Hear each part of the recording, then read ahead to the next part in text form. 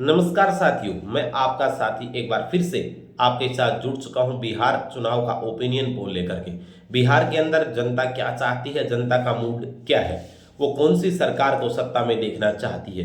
क्या नीतीश अब भी अपनी पकड़ को मजबूत बनाए हुए हैं या तेजस्वी यादव कोई चौंकाने वाला आंकड़ा लेकर आ सकते हैं। तो इस चुनाव के अंदर हमारी जो टीम है लगातार प्रत्येक गांव गली शहर के अंदर जाकर के जनता का मूड टटोल रही है। जनता किन मुद्दों के ऊपर चुनाव लड़ना चाहती है, जनता बेरोजगारी, शिक्षा या कोई अन्य जो मुद्दे हैं उनके ऊपर चुनाव देखना चाहती है। सभी का ओपिनियन पोल आप हमारे फेसबुक पे जनता की आवाज तरफ से कुछ ही देर में देखने जा रहे हैं। हमने पहले फेज के जो चुनाव होने हैं 121 सीटों के ऊपर जो 6 नवंबर को होंगे उसका ओपिनियन पोल हम आपके सामने लेकर आए हैं। हमारी जो टीम है जो पिछले कुछ दिनों से बिहार के अंदर लगातार जमी हुई है उसके आधार पर हमने आपके सामने ये ओपिनियन पोल रख रहे हैं। तो हम बात करते हैं, सबसे पहले हम आपको ये बता दें कि जो मुख्य पार्टी है, एक एनडीए गठबंधन है, एक इंडिया गठबंधन है। इसके साथ साथ प्रशांत किशोर की जन स्वराज पार्टी यहाँ लड़ रही है, वहीं ओवैसी की पार्टी एआईएमआईएम भी यहाँ चुनाव लड़ रही है। कि ये दोनों जो पार्टियां हैं जो जिनका ज़्यादा जनाधार नहीं है लेकिन ये बहुत ज़्यादा इफेक्ट डालेंगे। इसके साथ साथ अब की बार बिहार के अंदर बहुत ज़्यादा युवा वोटर हैं, वो भी रोजगार के मुद्दे पे या कोई अन्य मुद्दे पे वोट करते हैं। वो कौन सी पार्टी को वोट करेंगे, तो आइए साथियों जानते हैं। जो 6 नवंबर को फर्स्ट फेज के अंदर चुनाव होने हैं उनके अंदर 18 जिलों के अंदर जितनी भी विधानसभा की सीटें आती हैं उन सभी विधानसभा सीटों का ओपिनियन पोल अब से हम कुछ ही देर में आपके सामने रख रहे हैं। तो आइए साथियों हम बात करते हैं। सबसे पहले जिला है समस्तीपुर, जिसके अंदर टोटल विधानसभा की 10 सीटें हैं, जिसके अंदर 5 सीटें एनडीए गठबंधन को, 4 सीटें इंडिया गठबंधन को, एक प्रशांत किशोर की जन स्वराज पार्टी के खाते में नजर आ रही है। वहीं ओवैसी यहां पर खाता खोलते हुए नजर नहीं आ रहे हैं। तो साथियों कह सकते हैं समस्तीपुर के अंदर जो मुकाबला है वो लगभग कड़ा मुकाबला है। यहाँ ज्यादा अंतर नहीं है, एक ही सीट का अंतर हमें इसमें दिखाई दे रहा है। इससे अगले जिले की यदि हम बात करें, सारण जिले की, जिसके अंदर 10 विधानसभा की सीटें हैं, जिसके अंदर 4 एनडीए गठबंधन के खाते में, वहीं 6 इंडिया गठबंधन के खाते में जाती हुई नजर आई। और बाकी दोनों जो पार्टियां हैं यहाँ इनका सुपड़ा साफ है। यहाँ कुछ लीड है वो इंडिया गठबंधन के खाते में नजर आ रही है।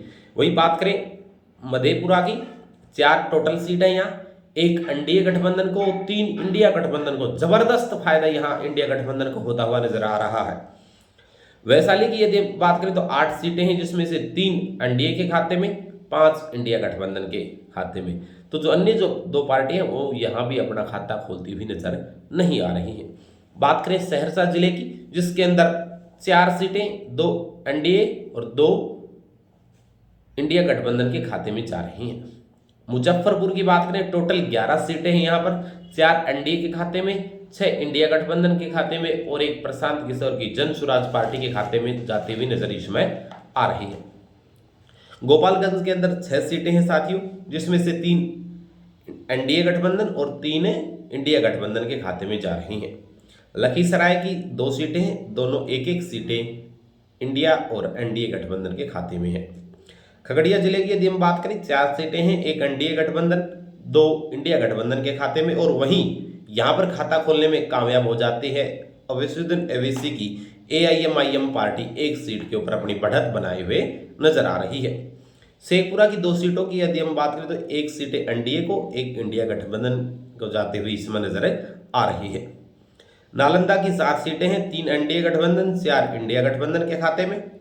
मुंगेर जिले की 3 सीटें, जिसके अंदर एक एनडीए गठबंधन, 2 इंडिया गठबंधन के खाते में जाती हुई नजर आ रही है। मुंगेर की यदि हम बात करें तो मुंगेर की तो हमने आपसे चर्चा कर ली है। पटना की यदि हम बात करें तो 14 टोटल सीटें हैं, 8 एनडीए गठबंधन को, 6 इंडिया गठबंधन के खाते में जाती हुई नजर आ रही है। बक्सर जिले की 4 सीटें, 2 इंडिया को और 2 एनडीए गठबंधन को। भोजपुर की बात करें 7 सीटें, 3 एनडीए, 3 इंडिया गठबंधन, 1 जन स्वराज पार्टी को जाती हुई नजर आ रही है। बेगूसराय की 7 सीटें, 4 एनडीए गठबंधन, 3 इंडिया गठबंधन। दरभंगा की 10 सीटों में से 4 एनडीए गठबंधन को, 5 इंडिया गठबंधन को, 1 जन स्वराज पार्टी को जाती हुई नजर आ रही है। सिवान की 8 सीटों की यदि हम बात करें, 3 एनडीए गठबंधन को, 5 इंडिया गठबंधन को। जो 18 के 18 जिले जिसके अंदर 121 सीटें आती हैं, जिनकी चर्चा हमने आपसे की है, उनके अंदर कड़ा मुकाबला है। जन स्वराज पार्टी भी लगभग 3 से 4 सीटों के ऊपर बढ़त बनाई हुई है, वहीं AIMIM पार्टी वो 1 सीट पर बढ़त बनाती हुई नजर आ रही है।